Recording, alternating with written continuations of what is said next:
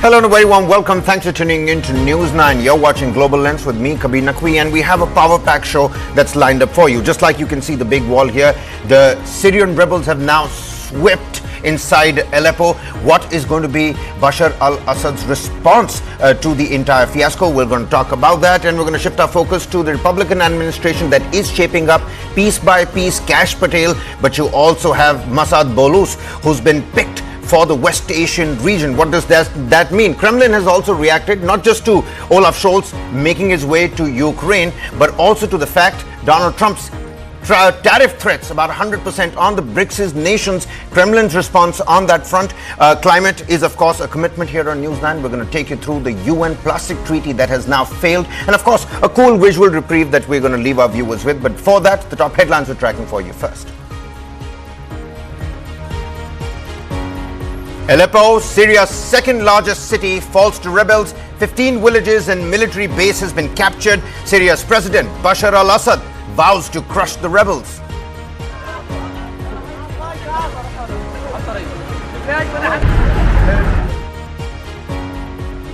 President-elect Donald Trump announces Lebanese American businessman Masad Bolus as his senior advisor on Arab and Middle Eastern affairs.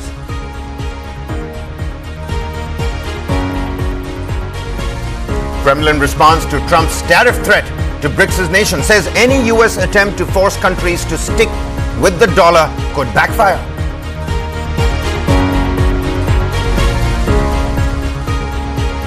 This even as President-elect Donald Trump picks Kash Patel to lead the FBI, signaling Donald Trump's intent to replace current director Christopher Wray.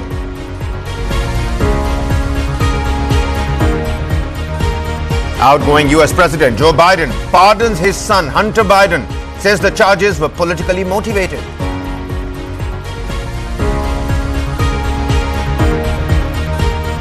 At least 56 killed in a stampede due to clashes at a soccer match in Guinea. Witness describes deadly crush after dispute over a red card. Many children amongst the victims, according to local officials. And music legend Elton John says he lost his eyesight after struggling to recover from an eye infection earlier in the year.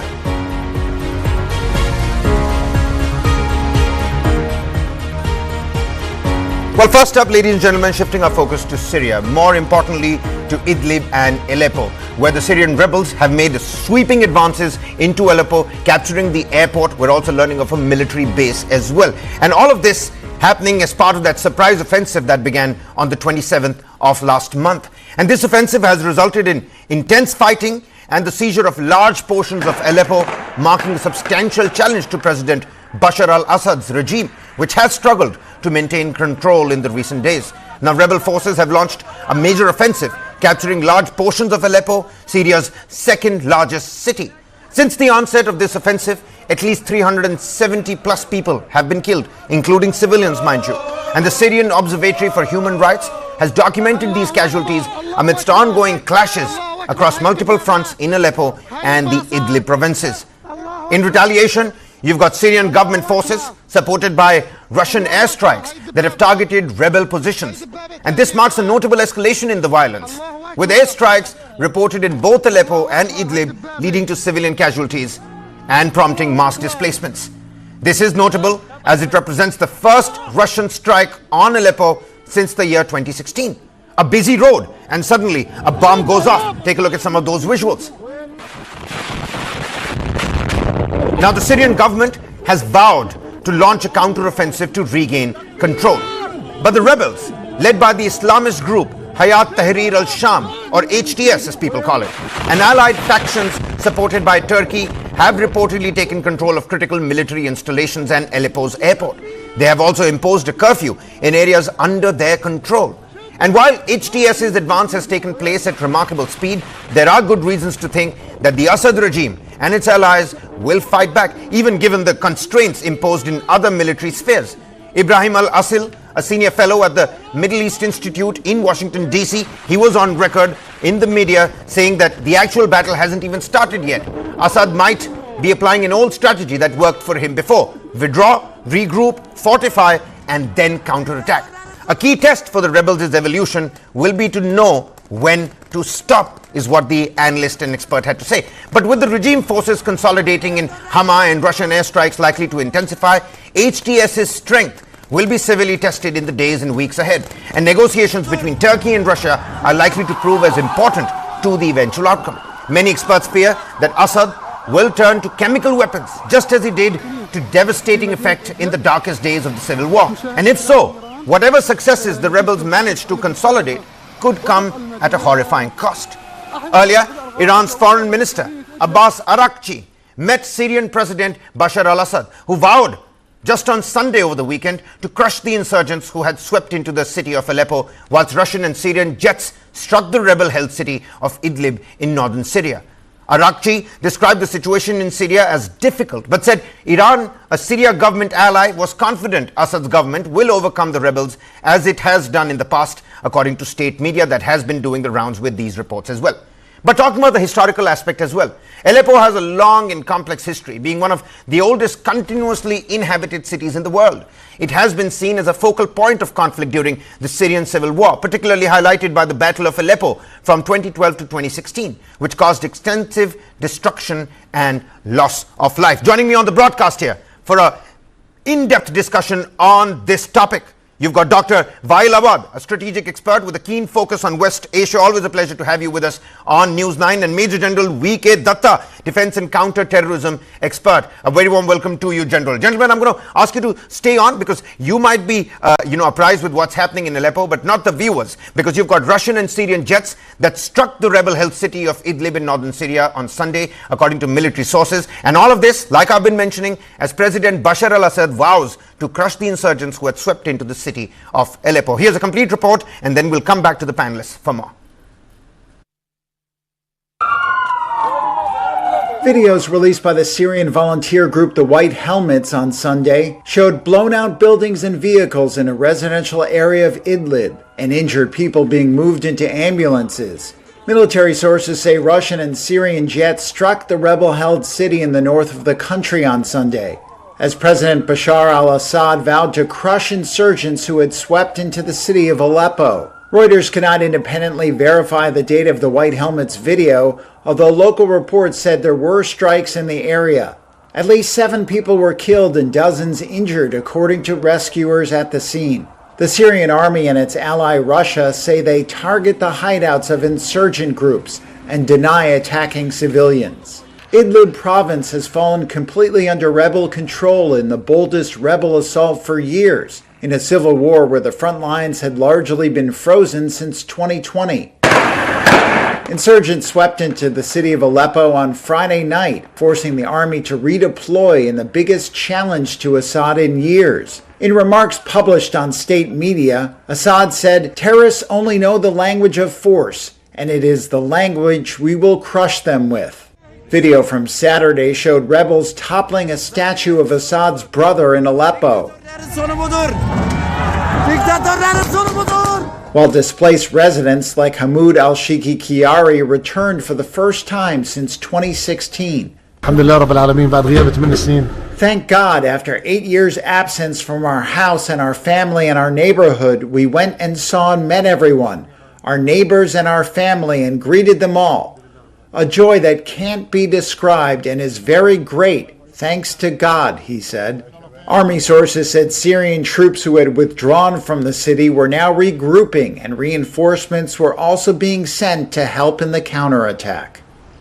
Well, all right. Dr. Awad, I'm going to come to you very quickly first, just to understand the timing, because, timing is certainly suspect. You've got Russia that's already entangled with Ukraine. You've got the Hezbollah and Israel, ceasefire that has been taking place. Of course, Israel has been attacking Iran. Iran's, mind is also diverted at this point in time. Could one understand the geopolitical factors? Because one has to understand the timing of this fight's revival.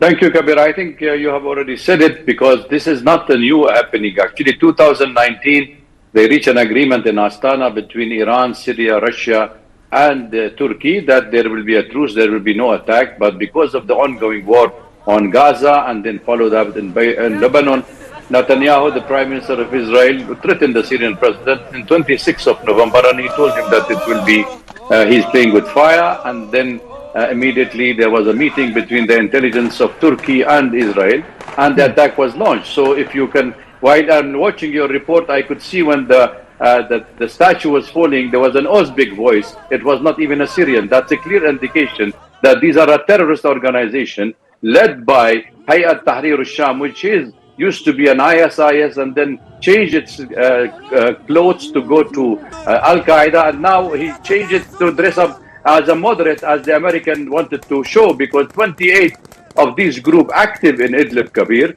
are supported by the United States, and the Los Angeles Times carried an article and the headline that rebels supported by militia supported by the Pentagon are fighting the militia supported by the CIA. So you can imagine what's going on in Syria. It has nothing to do with the rebels. They're simply an opposition created by the United States for deafening the Syrian government, which they failed since 2011.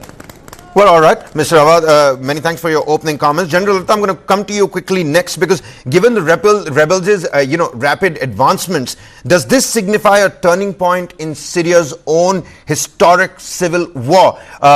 Or is it likely to end in another one of those stalemates that we have seen, just like in 2012, just like in 2016, the recent one as well? Of course, chemical warfare is also what people are talking about, but the rebels' advances, what does that signify? Actually, the current offensive by the rebels has totally surprised the Assad's government. The government forces of Syria were taken by surprise, and I think it's the first time that the rebels have fully entered Aleppo and captured the neighborhood, and the Syrian forces have fallen back. Actually, as mentioned earlier, the history of the present conflict goes back to 211. It is a multi-sided conflict being played by state and non-state actors together, in which all the major powers of the world, whether it's the US, Russia, if we talk about Iran supporting the Syrian government, and the Syrian government itself fighting the rebels, and the fallout of the Iraq war, the fallout of the Turkish-Kurdish war, all these factors play into this particular conflict today in Syria. And this was lying dormant because of the operations being carried out by Israel against the Hamas in Gaza and against the Hezbollah in Lebanon. Now, since the ceasefire between Israel and Hezbollah has been put into place, these forces which were waiting in the wings have now launched the offensive on the Syrian security forces, and they have entered Aleppo. In fact, Aleppo is one of the biggest townships after Damascus. And if Aleppo falls, the Syrian government is actually left with no major city beyond that. So it is a big setback for the Syrian forces at the moment. They had to pull out, they were surprised. And because of the continued Russian support, by the continued airstrike on the rebel strongholds by the Russians and the Syrian Air Force, they are trying to maybe put a bit of pressure on them. But you and me know that without boots on the ground, without entering the build-up area, once a build-up area has been captured by a force, it is very, very difficult to get them out. And that is what we saw happening in Gaza against Hamas by the Israelis. And the same thing we saw in southern Lebanon when the Israeli forces entered. But Bashar al-Assad's counteroffensive has been, quite effective in the past as well. And I think, Dr. Awad, I would like you to, come in on this. But even before you do that, actually take a look at this. We've got a Syrian opposition leader who said today that the rebels will not stop fighting until the Syrian government committed to the United Nations process and a political transition. Listen to this first. I assure you that we will continue this time. And we won't stop until one of the two things happens.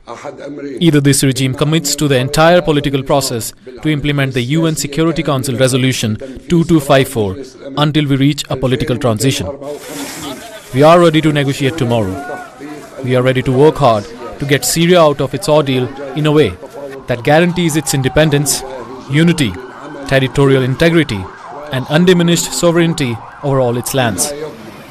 This is a goal and a commitment from us as Syrians, particularly in the side of the revolution and opposition.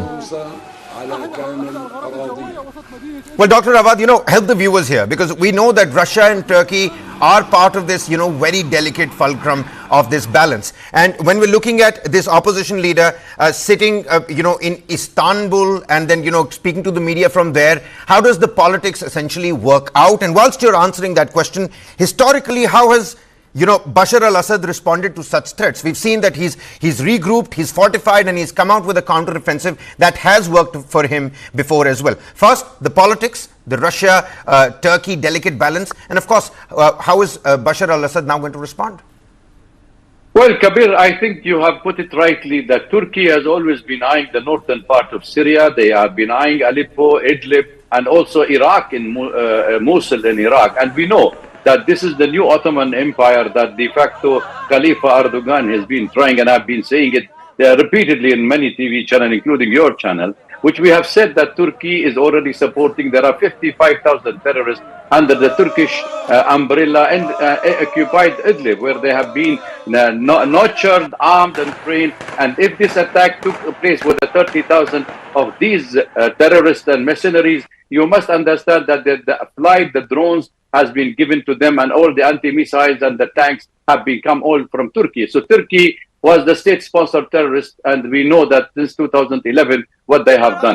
The new development here in the political issue is actually that even the Turkish forces are pulling out, because the Russian made it very clear for them that we have an agreement, you cannot violate it, and that's what the Turkish saying. They don't have control on Al-Qaeda group led by Golani, who is Al-Hayat al-Tahrir al-Sham. So therefore, there could be a two scenario. One is that Turkey is trying to let this happening to blackmail the Syrian president, because President Assad refused to meet Erdogan, and he was trying to approach them, and he told them, unless and until you pull your troop from Idlib and you remove those terrorist organizations, I will not talk to you. So maybe it's a blackmail could be used. And the second part could be also that they wanted to get rid of the terrorism, or they are reviving Al-Qaeda and ISIS, because it is the tools used by the vested interest nation to achieve political objectives. These are the issues have been there. The Syrian government, you remember, in 2015 liberated Aleppo, liberated most part of Syria, but northern part of Syria,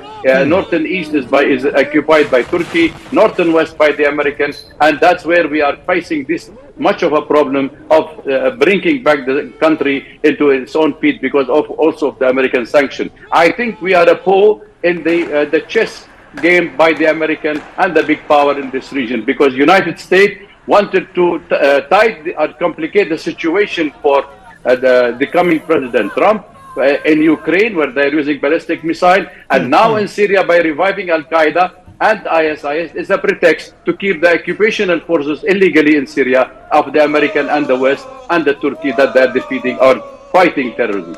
Well, all right, pertinent points, Dr. Awad, because you've helped us understand what role these external players, especially Turkey and Russia, are playing at this time. And General Datta, I'm going to come to you next, but both the panelists and the viewers, listen into this. You've got Iran's foreign minister, Araqchi, that has expressed support for Assad as rebels claim control of Aleppo and Idlib. This is Iran's foreign minister, Araqchi's statement as he vows support for Bashar al-Assad. Listen in. I clearly delivered the message of the Islamic Republic of Iran to him, a message of resistance, steadfastness, and the support and backing of the Islamic Republic of Iran for the Syrian government, the Syrian army, the Syrian people, and Mr. Bashar al-Assad. They will be confronted, and I am confident that this phase, like the previous ones, will also be passed with the pride by the government, the people of Syria, and the Syrian army.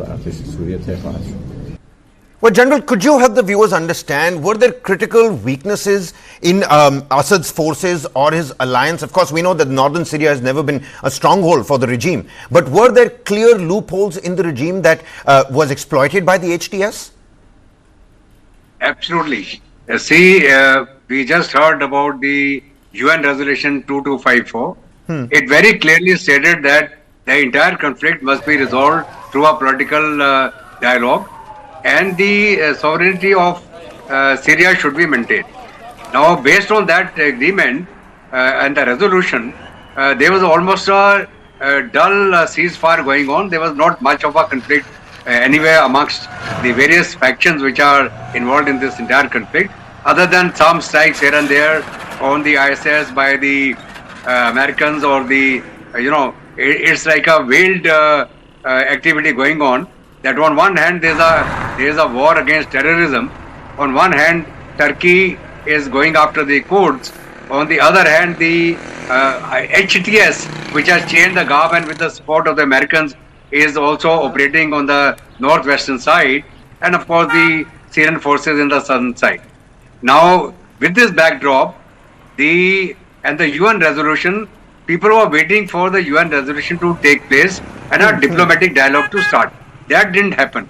And certainly because of various reasons all over the world, even involving the American elections where Mr. Donald Trump is going to take over as a president, all this, the intervening period has become a very volatile period when number of players are trying to play their hands and trying to create problems for the people who are going to subsequently resolve these.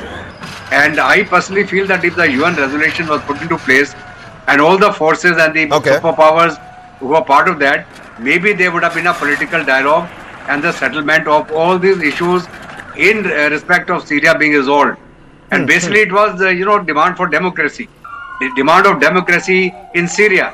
And that is what has led to the generation of multi-militant groups, multi-organizations, various countries getting involved in it, jumping into the fray.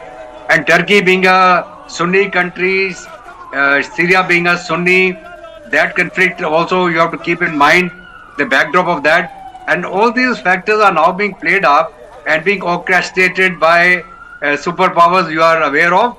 And no, you're absolutely right. Dr. Rawat clearly mentioned it. You've got one segment that's fighting on behalf of the Pentagon, the other one for the CSI. I mean, what kind of stooge play is actually on and about in Aleppo? We'll have to wait and find out. But, Dr. Rawat, another significant development that happened is the Aleppo-Damascus highway, which has now been blocked. And in terms of the regime's own logistical purposes, it's a big, big hit. Could you help the viewers here back at home in India understand how crucial is that link, the Aleppo-Damascus highway?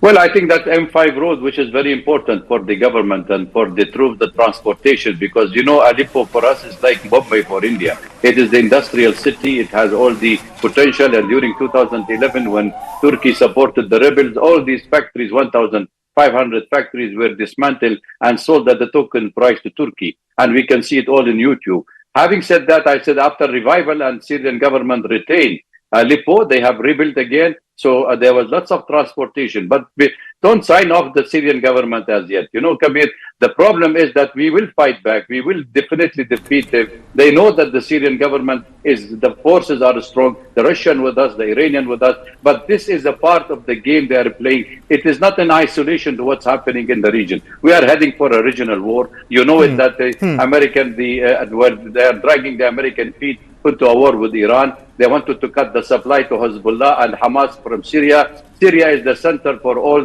the places. It is the center for the Silk Route. It is also the connection between Europe and Africa and Asia. So all these things has to play on this ground. Unfortunately, the Syrian people are paying the price. You're absolutely right. Dr. Rawat, do stay on with us. We've got Benjamin Netanyahu's reaction as well. Let's quickly play that out for the viewers and I'll come back to the panelists for a final say as to what this means for the instability in the region in the days to come. Here's Israeli Prime Minister Benjamin Netanyahu that said that Israel is, closely watching the developments in Syria. We are constantly watching events in Syria. We are determined to defend the vital interests of Israel and to maintain the achievements of war. All right, Dr. Rawat and General Datta, we're going to wrap this segment up, but before we do that, and we're going to continuously be talking about this here on News 9, is that, of course, you've got the humanitarian crisis. We're looking at 370 plus deaths, of course, including civilians. But at the same time, what does this conflict mean for the broader stability? You've already seen the ceasefire. The Gaza war has been raging for the longest time now. Iran-backed proxies are, wreaking havoc in the area wherever they can. Again today, you had a Houthi statement talking about another maritime attack in the Red Sea as well. The broader stability and the humanitarian aspect that continues to widen. Dr. Rawat, first to you and then we'll go to General Datta. Thank you. I think the foreign intervention has caused this problem. Let us put it on that way. The American acknowledged that they have supported 21 out of 28 rebels, which is they have created in Syria, all our terrorist organization. Netanyahu, which you have played his card, you should have played when he was making makeshift hospital in the occupied Syrian Golan, when he was shaking hands with the al-Nusra fighter, and he sent them back into Syria to fight the Syrian government. And they have acknowledged that they have done these things. So all this give you a clear indication that this is not a civil war. This is not an opposition war. This is a war created on Syria because we were opposing to the American expansion. We are exposing to the Israeli expansion on the coast of Syria. If you look at the map of the Israelis' imaginary map, it's a greater Israel from Euphrates to Nile. I think it's a high time that we should always look at it from a wider perspective, and we need to fight terrorism. Syria is fighting terrorism on behalf of the world. We fought them in 2011, and we will continue to fight. If you don't join hands in fighting terrorism and implement the political solution to Syria, that will be, then it will take Damascus, they will take Baghdad, then Tehran, then they will come back to South Asia. All right, Dr. Awad, many thanks for your ending comments. General Datta, what about you? Do you think this is going to, blow into a full-blown regional war? Are we heading there already? While the Israel, Hezbollah, Hamas and Houthi, that seven-front war by Israel was going on, we were always saying that, okay, it might lead to a regional war. And now that respite had been achieved against Hezbollah by Israel, and Israel is recouping. Don't underestimate the Israel's capability. Israel wanted this breathing time to replenish its arsenal, its armament, its defenses. And now that reprieve has also led into the weakening of the Hezbollah. Now on one side it was Hezbollah, the Syrian government forces, the Iranians and the Russians supporting them. So out of the team of the Russians, Syrians, Hezbollah and the Iranians, by the Israeli conflict and the Israeli attack in Lebanon, Hezbollah has been marginalized to a large extent. Russians have got embroiled in Ukraine war, and therefore their attention has been diverted. And this window of an opportunity has been exploited both by Turkey as well as the US. And they have taken this opportunity to capture one of the largest cities in Syria, that is the Aleppo, which was a commercial hub and an industrial hub. So therefore, these, when you look at it overall, this situation may pan out in a different manner, but hopefully when Mr. Donald Trump takes chair, he might be able to resolve the thing. But then before that, a lot of damage would have been already done, and it may already lead to a bigger conflict before he actually assumes office. So my take is that we have to be very, very careful and cautious. We are still sitting on a fire keg. It can explode either way. It is just a lull in the battle. What has happened between Israel, Hezbollah in Lebanon, right. Of course, Gaza. Like many are suggesting out there, General Datta, the battle is yet to take place. But as the battle for Aleppo intensifies, the situation remains fluid. Many thanks, Dr. Awad, General Datta, for helping me out, understanding this and decoding this for the viewers. Because with escalating violence and no clear resolution in sight, all eyes are going to be on the actions of both the rebel factions and Bashar al-Assad's regime, of course backed by Russian and Iranian support. The coming weeks will be critical in determining the city's future and Syria's ongoing struggle for stability, let alone the entire region over there as well. But whilst we're talking about the region, for a second year running, there is going to be no Christmas cheer in Bethlehem, with tourists shunning the Palestinian city and many residents seeking a way out as the Gaza war grinds on. Here's a complete report. Take a look at how eerily silent some of those churches are now. For the second year in a row, it's another bleak Christmas season in Bethlehem.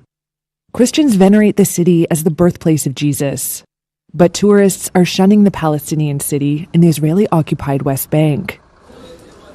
In front of the Church of the Nativity, Manger Square is largely deserted. The atmosphere is very sad. You look around, there is nothing, says this worshiper from Haifa.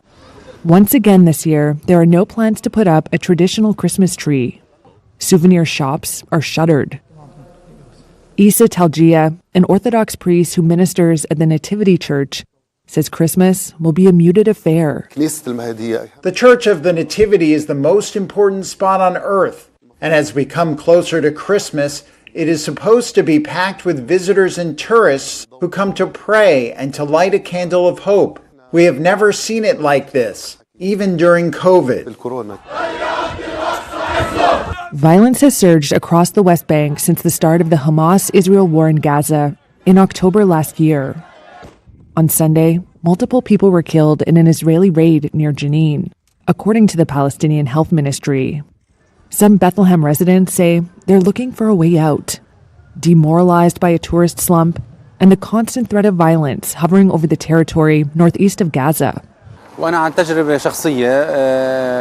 This man, who runs a falafel restaurant, says his cousin's family recently moved to Australia to escape poor economic and security conditions. Christian communities have been in decline across the Middle East for generations, and the West Bank is no exception. In the last year of British rule over the region in 1947, Christians made up some 85% of Bethlehem's population. Census figures from 2017 show that has fallen to around 10%. Locals say the drop has accelerated in recent months. Unfortunately, since the beginning of the war, tens of Christian families have migrated from the governorate of Bethlehem only.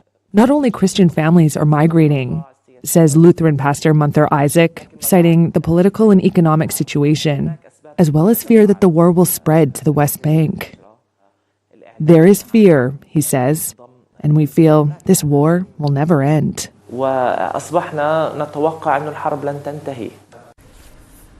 Well, time for us to slip into a quick commercial break here, but that's lots more to decode here on Global Lens. Don't go anywhere.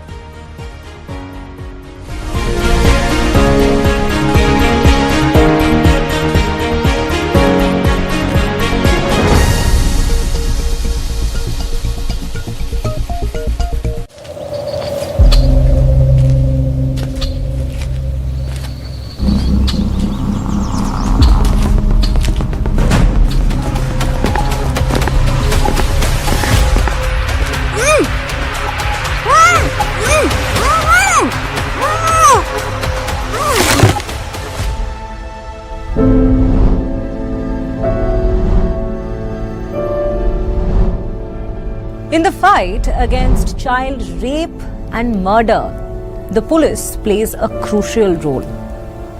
Their involvement is both proactive and reactive.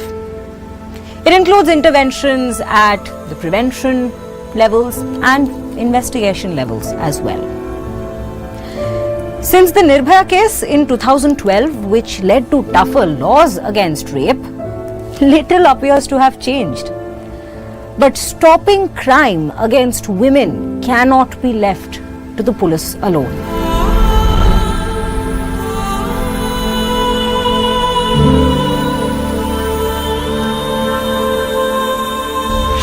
This and more. Streaming on News 9 Plus. News is now content. Subscribe and get free vouchers.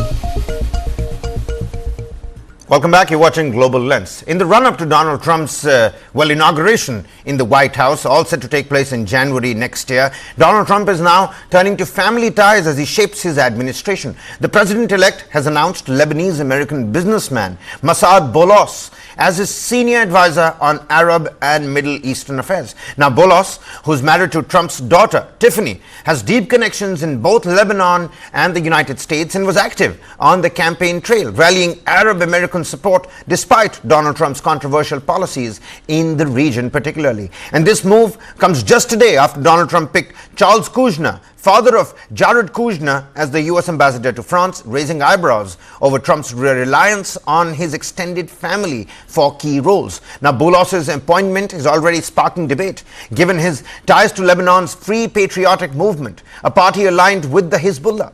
It's a decision that highlights Donald Trump's unconventional approach to governance and diplomacy. Shifting to family ties now, Tiffany Trump's husband, Massad Boulos, picked as the advisor on Arab and Middle Eastern affairs.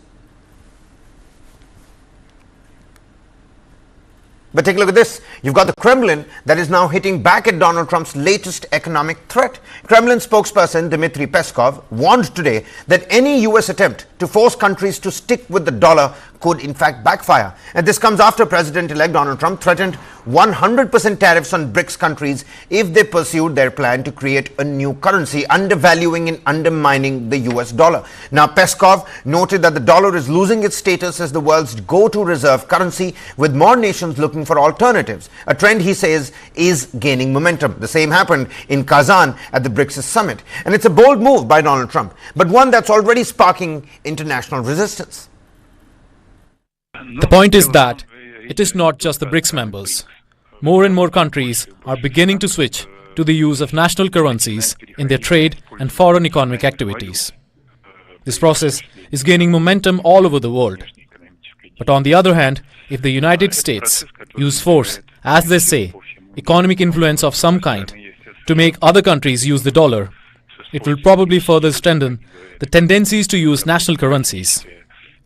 Dollar is beginning to lose its attractiveness as a reserve currency for a number of countries. But hey, even as that Republican administration shapes up piece by piece, you've got President-elect Donald Trump, who's now eyeing Kashyap Pramod Patel, a loyal ally from his first term to lead the Federal Bureau of Investigation. That's right. This signals Donald Trump's intent to replace current director Christopher Wray. And now Kash Patel has been critical of the FBI, advocating for stripping its intelligence role and removing staff who do not necessarily align with Donald Trump's agenda.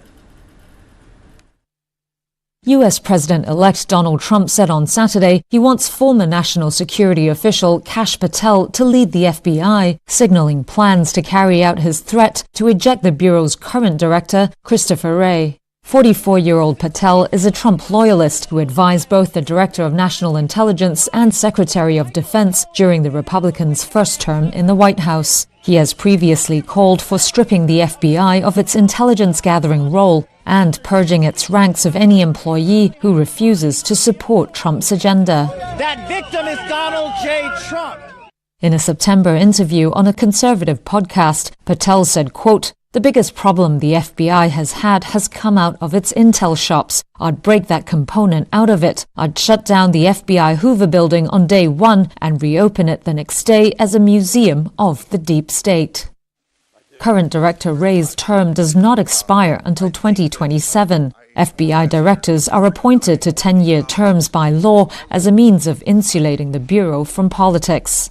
Trump himself appointed Wray to the role during his first term. But Wray has since come under fire from Trump and his supporters, who have accused the FBI and other federal agencies of weaponizing their law enforcement to silence critics on the right and target political enemies. It was under Wray that the FBI carried out a court-approved search at Trump's Mar-a-Lago estate to look for classified documents. Wray has also faced criticism for his role overseeing a directive by Attorney General Merrick Garland aimed at working to protect local school boards from violent threats and harassment. An FBI spokesperson did not directly comment on Patel's nomination on Saturday, saying, quote, "Every day the men and women of the FBI continue to work to protect Americans from a growing array of threats. Director Wray's focus remains on the men and women of the FBI, the people we do the work with, and the people we do the work for." The appointment will need Senate approval. There will likely be pushback against Patel's nomination by Senate Democrats and possibly even some Republicans. Meanwhile, on the other side of the divide, US President Joe Biden, whose initial government had vowed that law is going to take its own course in his son Hunter Biden's case, well, he pardoned Hunter Biden in connection with 2 criminal cases. Here's a complete report. Take a look.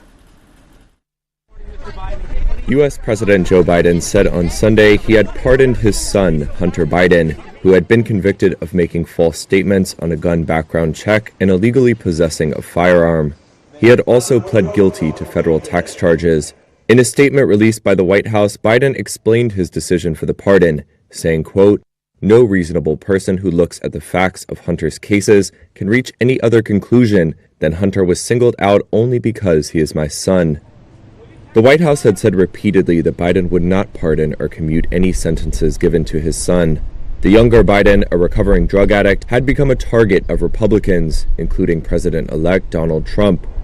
In a post on Truth Social, Trump called Biden's pardon, quote, an abuse and miscarriage of justice. Hunter had faced sentencing for the false statements and gun convictions on Wednesday. In September, he pled guilty to federal charges of failing to pay $1.4 million in taxes while spending lavishly on drugs, sex workers, and luxury items. He faced sentencing in that case on December 16th. The president said people were almost never brought to trial for felony charges over how they filled out a gun form. And he said others who were late in paying taxes because of addiction but paid them back with interest and penalties as his son had, typically received, quote, non-criminal resolutions to their cases. Biden Sr. said he hoped Americans would understand, quote, why a father and a president would come to this decision. He said he had made up his mind over the weekend while celebrating Thanksgiving with his family, including Hunter.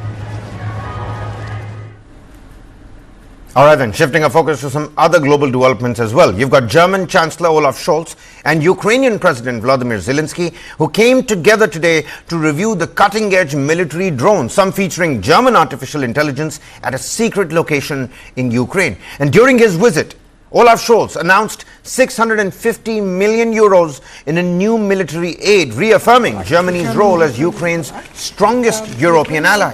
And this comes at a critical time, as Donald Trump prepares for a possible return to the White House. The trip, of course, marks Olaf Scholz's first visit to Kyiv since the early days of Russia's invasion, and it happens just weeks after his own coalition government collapsed. With snap elections looming in February, Olaf Scholz faces pressure, both from those demanding greater support for Ukraine and from voters calling for Germany to scale back its aid.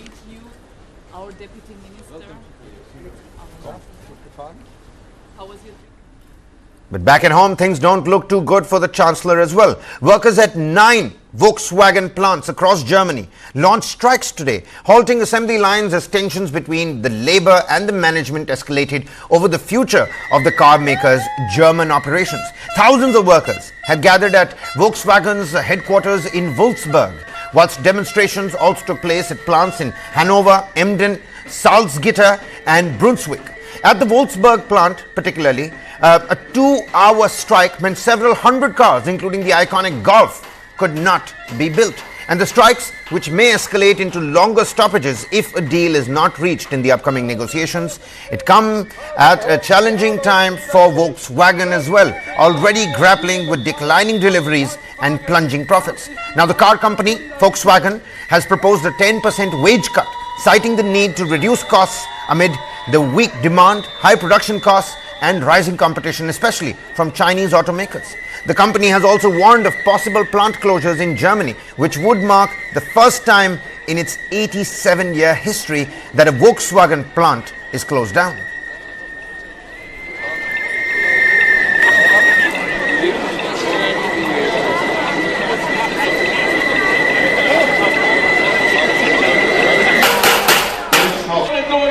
Wir haben hier vorne noch ganz viel Platz für diese Forderung.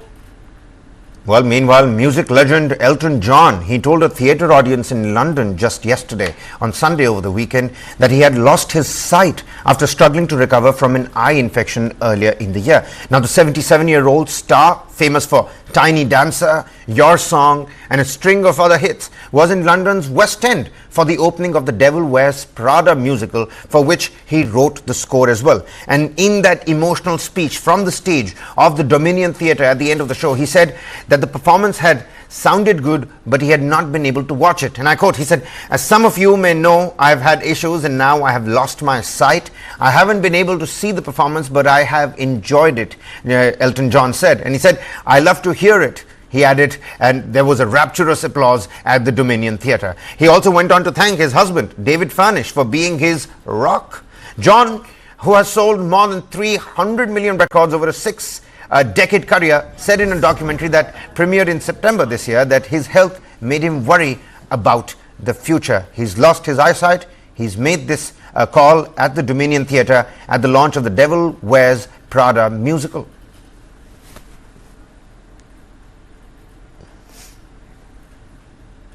We're shifting our focus to southeast Guinea, where tragedy struck during what was supposed to be a celebratory soccer tournament in honor of the country's military leader. But a controversial refereeing decision, yep, that's all it took, a controversial red card triggered chaos at the stadium in Zerekore, leaving 56 people dead in that crush. It started with fans throwing stones, leading to panic and an attempt to flee the stadium. Some heartbreaking scenes follow. Videos show people scrambling over high walls and many victims, including children, lined up on the ground as well. Authorities say police fired tear gas, adding to the confusion, and some parents were seen retrieving their children's bodies in the aftermath. The government has promised a full investigation, but this has left a nation in mourning. A celebratory football match that turned completely fatal due to a controversial refereeing decision. All of this over a red card.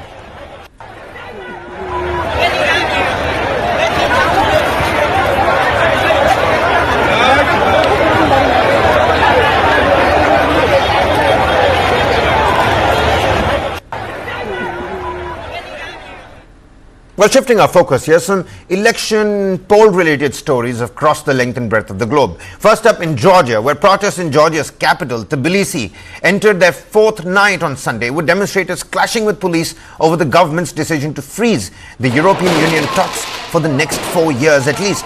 And the tensions, which have been building for months now, intensified after Georgian Dream Party's announcement, triggering clashes involving tear gas. You've got water cannons and fireworks. Protesters, furious at what they see as anti-Western and pro-Russian policies, gathered again Sunday night on the Rustaveli Avenue, voicing frustration over the government's refusal to listen to their demands. Outside the capital, Tbilisi, protests have spread to other cities, including blocking roads to the Black Sea port of Poti.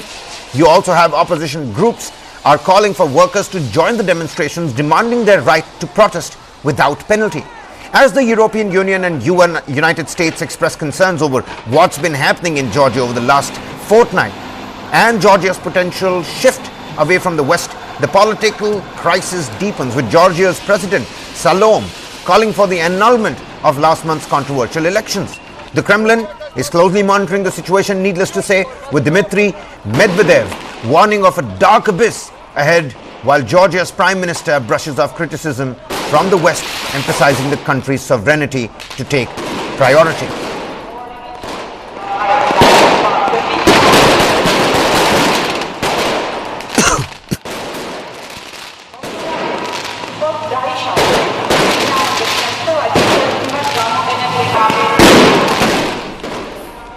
Meanwhile, take a look at this. You've got countries negotiating a global treaty to curb plastic pollution, and that particular meet failed to reach an agreement on Monday, with more than 100 nations wanting to cap production, while a handful of oil producers were prepared only to target plastic waste, and that's all. Here's a complete report of why this particular treaty failed. Countries negotiating a global treaty to curb plastic pollution failed to reach an agreement on Monday. While more than 100 nations wanted to cap plastic production, a handful of oil producers were prepared only to target waste. Though meeting chair Luis Vallas Valdivieso tried to sound a positive note. We have succeeded in many areas. However, there are critical matters still need to be agreed. The nations have been gathered at the 5th UN Intergovernmental Negotiating Committee in Busan, South Korea. It was intended to yield a legally binding global treaty and was meant to be the last gathering of its kind. However, countries could agree only to postpone key decisions and resume negotiations later on. At the talks, they remained divided on the basic scope of a treaty. The most contentious items include capping plastic production, managing plastic products, and chemicals of concern. Also, the issue of financing to help developing countries implement the treaty. A small number of petrochemical producing nations, such as Saudi Arabia, have strongly opposed efforts to reduce plastic production. They have tried to use procedural tactics to delay negotiations.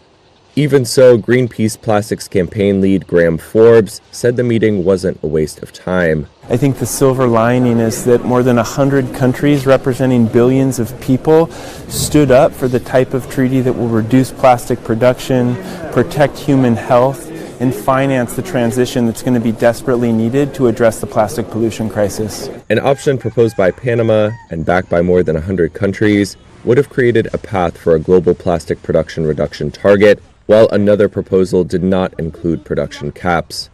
The fault lines were apparent in a revised document released by the meeting's chair on Sunday, but that document could still form the basis of a treaty later on.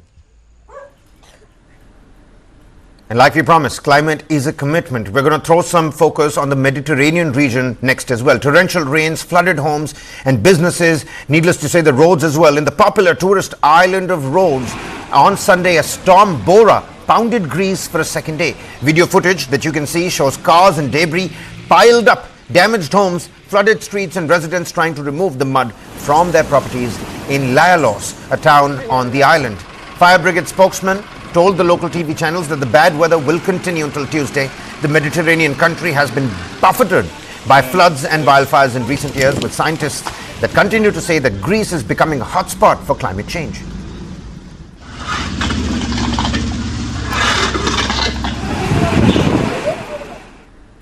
Next up, shifting our focus to New Zealand as well, where volunteers rushed to save dozens of whales that were stranded along a bay in central New Zealand. Handout footage from a local maritime rescue non-profit showed the same as well. You've got local media reports telling us that 30 to 40 long-finned pilot whales were found stranded at a central New Zealand's Golden Bay, and at least 2 have already died. Footage provided by the New Zealand animal rescue non-profit Project Jonah showed volunteers splashing water and wrapping wet blankets onto the whales along the bay. The location of the video has, of course, been verified by the mountains and the hills in the coastal area, which matched the satellite imagery as well. 2 pilot whales that have succumbed, and according to a statement from the New Zealand's Department of Conservation Operations, they are working with the volunteers and the Project Jonah to keep whales as wet and as comfortable as possible until conditions will allow them to be refloated again. And take a look at this, an expansive story on the Panama Canal as well, because a historic drought just last year and the prospect of more in the future has spurred the Panama Canal to craft a future plan for a waterway that moves about 14,000 vessels annually. What is it going to be? Innovation at the heart of this future change? Well, take a look. This unpaved road crosses the rural and self-sustaining Tres Hermanas community in Panama. But these lush valleys, home to dozens of towns, will be submerged if the Panama Canal Authority moves ahead with a plan to build a massive reservoir on the Indio River. All that you see here, the green trees seen through this area, everything would be lost. Rodolfo Hernandez is a local resident. The Indio River community has not yet said yes to them. The proposal to dam the river over the next 6 years pits the future of thousands of people against the water needs of the powerful Canal Authority. Some don't want to leave. Others are focused on getting fair compensation if they are forced to move, and public opposition could derail the entire project. But with more extreme weather seen over the last decade set to continue, the $1.6 billion proposal seems as necessary as it seems extreme. Tres Hermanas sits here. The state-owned Canal Authority aims to create a vast dam on the Rio Indio to secure extra fresh water. The 50-mile-long artificial waterway connecting the Atlantic and Pacific Oceans relies on fresh water to operate its locks, and, the authority says, provide drinking water. Ricaurte Vasquez is the administrator of the Panama Canal Authority. And that imposes a relative disadvantage in relation to all other maritime navigation systems in the world. Why? Because last year was the third driest year in the canal's 110-year history. And meteorologists forecast more severe droughts and faster water evaporation amid hotter temperatures. The waterway is Panama's main source of hard currency revenue and accounts for 3.1% of the country's GDP. It is critical to U.S. imports of vehicle and commercial goods from Asia and for U.S. exports of commodities, including liquefied natural gas. The latest drought forced vessel traffic to be restricted. But the new plan would allow up to 15 extra canal transits a day during the dry season. The authority believes the Rio Indio Reservoir project is the most complete solution to more frequent droughts. We understand that this is the most important challenge to maintain the canal's sustainability in the long term in the face of demand due to Panama's population growth, which will require fresh drinking water for its consumption. And that leads us to the national conversation of how to tackle this problem. The project must still pass a long approval process, including a public consultation. But some infrastructure work, including a bridge, is already visible. The Ministry of Public Works has said the bridge is for cars and people to cross the river. Ilia Espino de Marota is the canal's deputy administrator. Of course, the most complicated part is the process of resettling people. These are conversations that need to be held individually with each family. To contain the Rio Indio, some 2,260 people would have to be relocated, according to an initial survey by the Canal Authority. 2,000 more would be at least partially impacted. A more accurate census should be completed in January. The project has set aside $400 million, mainly for relocations, but opinions are divided. Some would be willing to sell their land, while others want to fight the project. Dilubino Agraje Dominguez represents the Rio Indio communities through the activist group Countrymen Coordinator for Life. El campo, la naturaleza, su tranquilidad. The countryside, nature, their peace for life, for work, is what makes them happy. You can show them beautiful modern things, all well arranged, but it is not the same for the resident who is used to living under his thatched roof, taking his time to go to the mountain and resting at home whichever day he wants. The shipping industry is apprehensive. The country's Supreme Court recently suspended a controversial mining contract with Canada's First Quantum Minerals after broad public opposition. And instrumental in blocking the contract was Countrymen Coordinator for Life. There is an alternative: to transfer water from an existing reservoir fed by the Bayano River. This plan could be finished sooner, without relocations, and is gaining traction among local communities. There is a real importance to maintain healthy rivers. Professor Leroy Poff is an expert on aquatic ecology from the University of Colorado. I think from an environmental damage point of view, that this dam has many negative impacts and very few positive benefits that couldn't be acquired through this alternative project. But the Canal Authority discarded the Bayano option 8 years ago over higher costs and its location. And lawyers say it could mean complicated negotiations with the hydroelectric power providers involved. Faced with a changing climate, Deputy Administrator Espino thinks both projects will be needed in the long run. Ahead of the next drought, the canal wants shippers to consolidate cargoes and could deploy water recycling measures if needed. For residents of Tres Hermanas, resource-intense expansion must have a limit. No estamos en contra del progreso de nuestro país. We are not against the progress of our country. Our country must progress, but it must be according to what is necessary and not harming its people. Pueblo.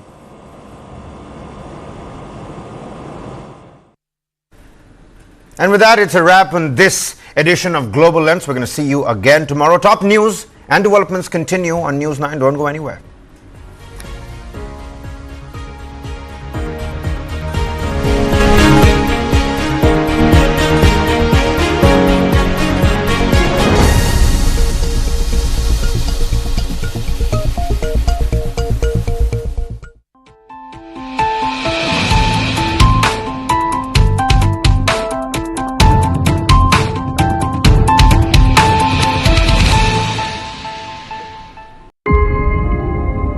Thank you, Barun Das. I think the entire TV9 team for putting together such a great, fantastic show. I would like to congratulate TV9 for organizing the first ever News 9 Global Summit, and I'm sure it will be a great success. It's indeed an immense pleasure and honor for me to be present here in this News 9 Global Summit.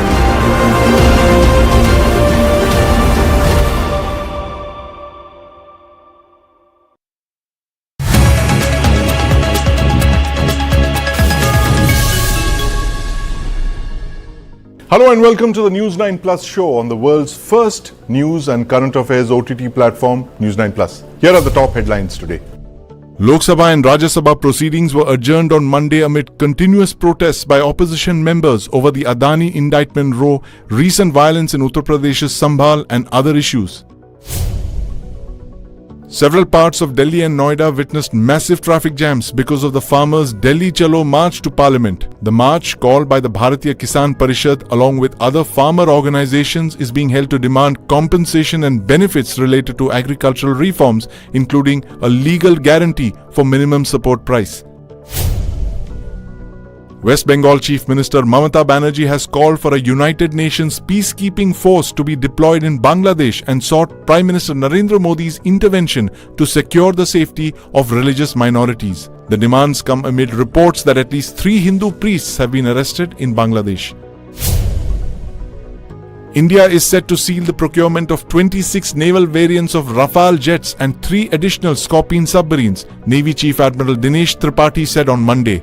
At a media briefing, Admiral Tripathi also said the government's approval for 2 nuclear-powered submarines, or SSNs, indicated its faith in the country's indigenous defense manufacturing capabilities. The Supreme Court on Monday took a stern view of the appointment of V. Senthil Balaji as a senior minister in the Tamil Nadu cabinet soon after getting bail from the Apex Court in a money laundering case. The court was hearing a petition that sought recall of the judgment granting bail to the DMK leader. With Cyclone Fengal triggering heavy rain across northern Tamil Nadu, the Indian Met Office has issued an orange alert for Bengaluru and the districts of Ramanagara and Chikkabalapura until Tuesday. US President Joe Biden has pardoned his son Hunter Biden, shielding him from a possible prison sentence for federal felony gun and tax convictions. It is a U-turn from his promise of not using the extraordinary powers of the presidency for the benefit of his family members. More than 100 football fans were killed in a stampede that followed clashes during a football match in southern Guinea. The stampede broke out on Sunday afternoon during a local tournament between 2 teams in honor of Guinea's military leader Mamadi Doumbouya. The Syrian military rushed reinforcements and launched airstrikes to push back insurgents who seized the country's largest city of Aleppo as Iran pledged to help the government counter the surprise offensive. Iran has been a key ally of Syrian President Bashar al-Assad in his country's civil war, but it was unclear how Tehran would support Damascus in the latest flare-up. It's Navy Week this week. It marks a key turning point in the India-Pakistan War of 1971, where the Indian Navy inflicted one of the most comprehensive naval defeats of the 20th century on the Pakistan Navy. Naval missile boats fired close to a dozen anti-ship missiles, sinking several Pakistani warships and setting Karachi port ablaze. Now, those attacks were enabled only because India had Russian missile boats firing a revolutionary missile of that time, the P-15 Termit. Now, 53 years later, India has tested another naval missile, a hypersonic missile that can fly over 8 times the speed of sound. This naval hypersonic ballistic missile was first tested on the 17th of November, just 2 weeks ago. This naval missile brings a capability the Navy Chief Admiral